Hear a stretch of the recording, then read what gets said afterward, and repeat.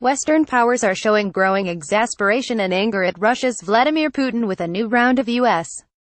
sanctions and condemnations over a nerve agent attack in England and the carnage from the regime he backs in Syria. But none of that is likely to deter or humble Putin, who's already under multinational sanctions for intervening in Ukraine. Europe is showing little appetite for piling on new economic penalties, and the Russian president has shown that shrugging off criticism only helps as he campaigns for re-election Sunday as the tough guy who stands up for his country.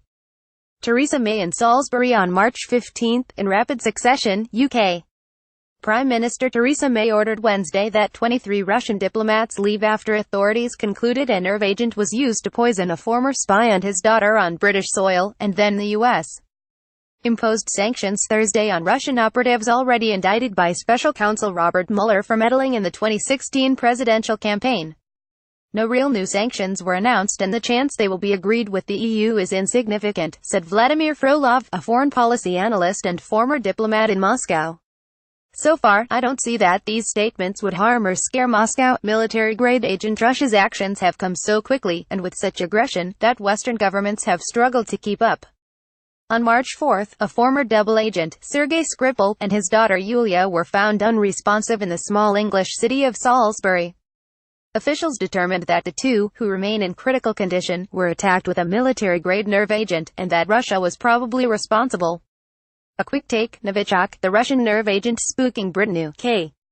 Foreign Secretary Boris Johnson pointed the finger directly at Putin on Friday. Our quarrel is with Putin's Kremlin and with his decision, and we think it overwhelmingly likely that it was his decision, to direct the use of a nerve agent on the streets of the UK, on the streets of Europe, for the first time since World War II, Johnson said in West London.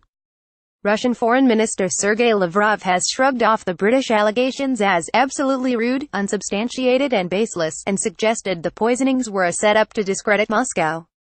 Russia doesn't want to completely close off the possibility of dialogue with the U.S., so it will modulate its response to the latest sanctions, Deputy Foreign Minister Sergei Ryabkov said Friday, according to the official RIA Novosti news agency. Putin continues to support Syria's President Bashar al-Assad, whose military is accused of using chemical weapons against civilians in the besieged city of Ghouta.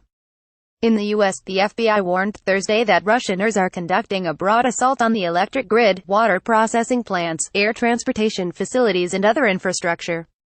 Related story, Russian hackers attacking U.S. power grid, aviation, FBI warns overshadowing all of that is the intelligence community's assessment that Russia meddled in the 2016 U.S.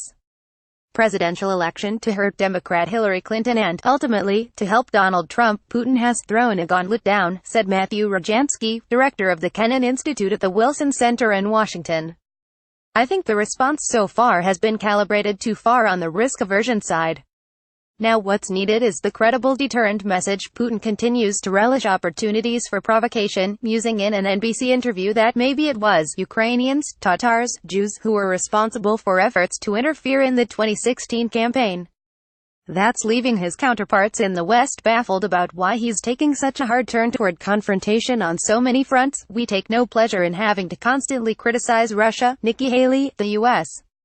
ambassador to the United Nations, said in Security Council debate over the nerve agent attack on Wednesday. But we need Russia to stop giving us so many reasons to do so. The UK, the US, France and Germany all have ratcheted up their rhetoric against Russia, saying in a joint statement that the attack on the Skripals constitutes the first offensive use of a nerve agent in Europe since the Second World War. Trump joins in. Trump, who's often faulted by American lawmakers over his reluctance to criticize Putin even when others in his administration do, joined in the condemnation Thursday. A very sad situation, the president told reporters. Certainly looks like the Russians were behind it. Something that should never ever happen. And we are taking it very seriously, as I think are many others. U.S.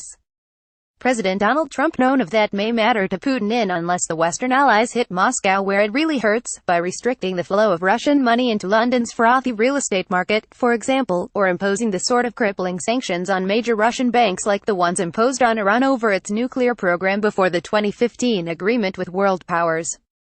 The rising geopolitical tensions didn't put off investors, as Eurobonds being sold by Russia Friday brought bids of almost $7.2 billion.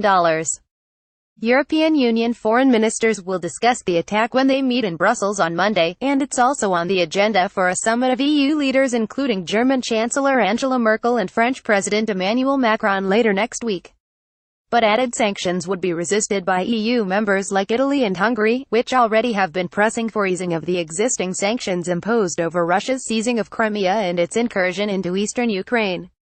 Nor has the Trump administration imposed the menu of sanctions authorized by Congress. They take a tough tone on Russia, but so far it's all words, not actions, said Michael Carpenter, a non-resident senior fellow at the Atlantic Council and a deputy assistant secretary of defense in the Obama administration.